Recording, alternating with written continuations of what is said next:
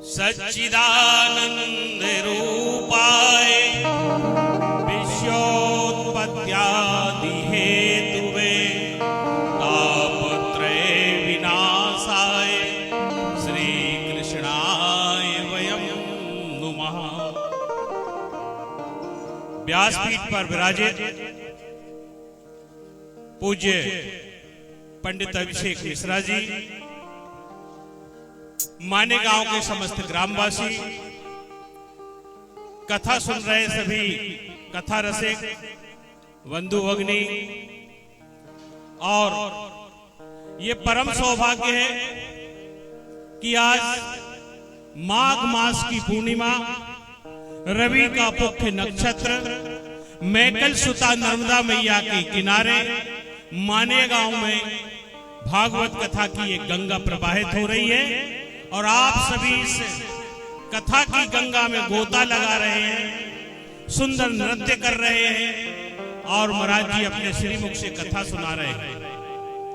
मैंने तो अभिषेक जी को बहुत छोटा देखा है। अभी महाराज जी से बात हो रही थी, हमारे क्षेत्र के सबसे प्रसिद्ध तांत्रिक, मांत्रिक और यांत्रिक पंडित विष्णु प्रसाद जी मिश्रा, जिनके पास विगत 20 वर्षों से आ रहा हूं।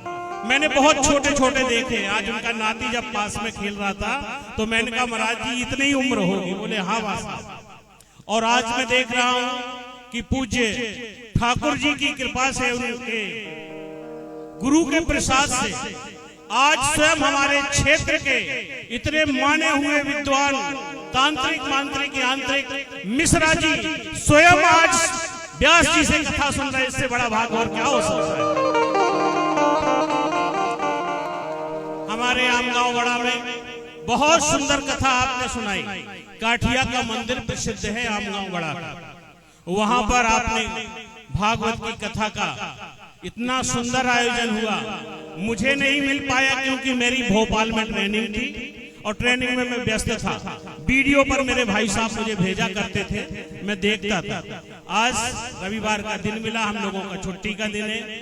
आज विचार हुआ कि कथा सुनेंगे और कथा सुनने आए।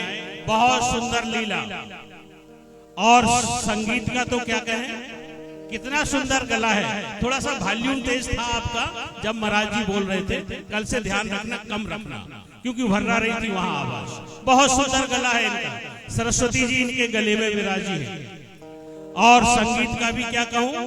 अरे जरा सी आंच से पिघले, जरा सी आंच से पिघले उसे नवनीत कहते हैं, और जहां के तीर जो सहले उसे हम प्रीत कहते हैं।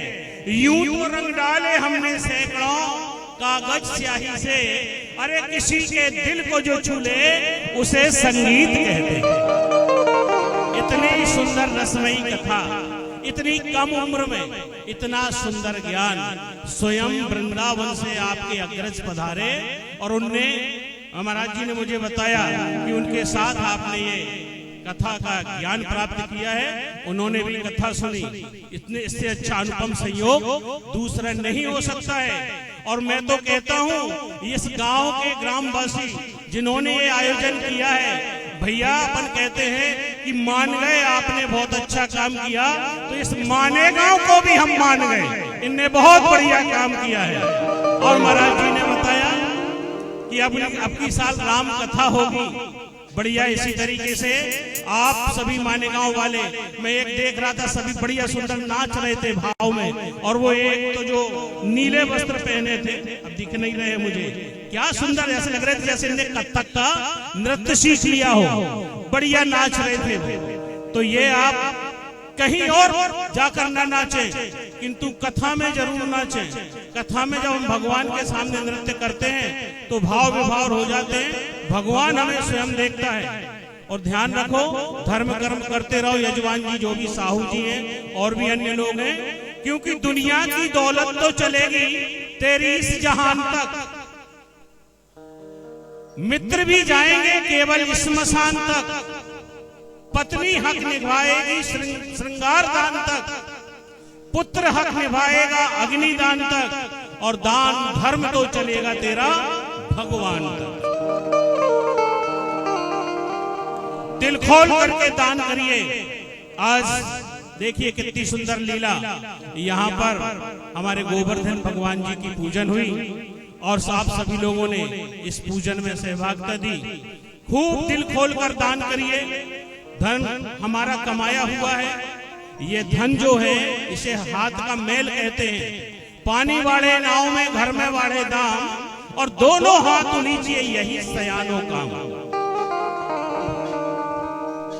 क्योंकि आदमी का जिस्म क्या है, जिस पे सैदा है जहां, एक मिट्टी की इमारत, एक मिट्टी का मका, ईंट का गारा बनाया, खून जिसमें हड्डियां और चंद श्वासों पर टिका है, ये ख्याले आसियां, मौत की पुरजोर आंधी इससे जब टकराएगी तो टूट करके यह इमारत खाक में मिल जाएगी।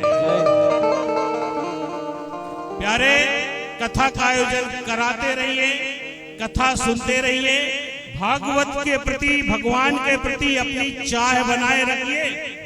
क्योंकि चाय के बारे में चंद पंक्तियां बोल रहा हूं। चाय पैसों से आने में आती रही, चाय आने से रुपया बनाती रही, चाहे रुपया से नोट भुनाती रही, चाहे नोटों से कोठी चुनाती रही, चाहे कोठी में मोटर बुलाती रही, चाहे मोटर से होटल में जाती रही, चाहे होटल में बोतल खुलाती रही, चाहे क्या ना करे सब कराती रही, चाहे पाली जिन्होंने वो पीले हुए, चाहे छोड़ी जिन्होंने रसीले हुए, चाहे जर से लगी जी जरा हो गया, और चाहे हरी से लगी जी हरा हो गया।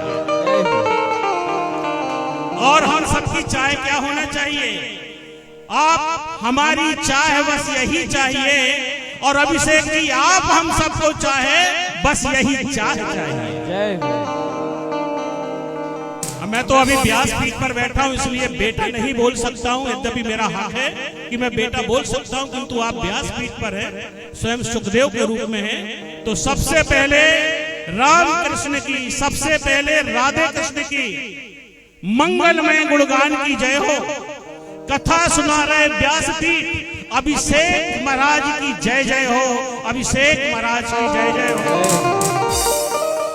और ऐसे पुत्र के पिता श्री विष्णु भगवान की जय जय हो। और कथा करा रहे माने गांव के सब नर नारी की जय जय हो, सब नर नारी की जय जय हो। आपने मुझे बुलाया, बहुत भाव मन में आते हैं, किंतु मुझे जब आदेश मिला, मेरे बड़े भाई साहब प्राचार्य जी हैं, उन तक आपकी खबर पहुंची। भैया ने मुझसे कहा कि जाओ तुमको बोलना है, और ये भी धर्म मंच है। बहुत सुंदर, इस सुंदर आयोजन के लिए माने गांव वाले कराते रहो, हमें बुलाते रहो, और अवसर मिले तो मुझे सुनते रहो और अपनी सुनाते रहो। बहुत सुंदर आयोजन। पुनः ऐसे व्यास जी को बहुत बहुत धन्यवाद। हमारे पंडित जी को तो बहुत बहुत धन्यवाद। पंडित जी के पास अपनी समस्याएं लेके आते रहते हैं, और पंडित जी भी बड़े प्रेम से फोन करते थे, पंडित जी ये बात वो बात। और मेरे साथ तो वो माँ साहब बैठे हैं, सराठे माँ साहब। सराठे माँ साहब की बिटिया की शादी के लिए पंडित जी के पास आए। आज से हम लोग 15 साल 12 साल पहले, मेरे ख्याल से 14 साल हो गए होंगे। तो माँ साहब ने कहा कि पंडित जी मेरी बिटिया की शादी होना, ये कुंडली है। मिश्रा जी ने कहा माँ साहब आपकी बेटी की शादी पूर्व दिशा में होगी और आ नाम के लड़के से होगी। ये सत्य बता रहा हूँ धर्मवंश से। वास्तव में इनकी बेटी की शादी बरहेटा में हुई, जो पूर्व दिशा में है आमगांव से, और अजीत नाम के लड़का से हुई। ऐसे हमारे मिश्रा जी का इतना अच्छा ज्ञान है। और सभी को बहुत बहुत धन्यवाद। आपके गृहस्थ जीवन को धन्यवाद। आपके सदगुरुदेव जी के चरणों में मेरा कोटसा बंधन, आपके पिताजी के चरणों में, माताजी के चरणों में, सभी को मेरा यथायोग्य अभिवादन। पुनः भागवत भगवान के चरणों में अपने इस वाणी को विराम देता हूँ। बोलिए सियावर रामचंद्र की जय।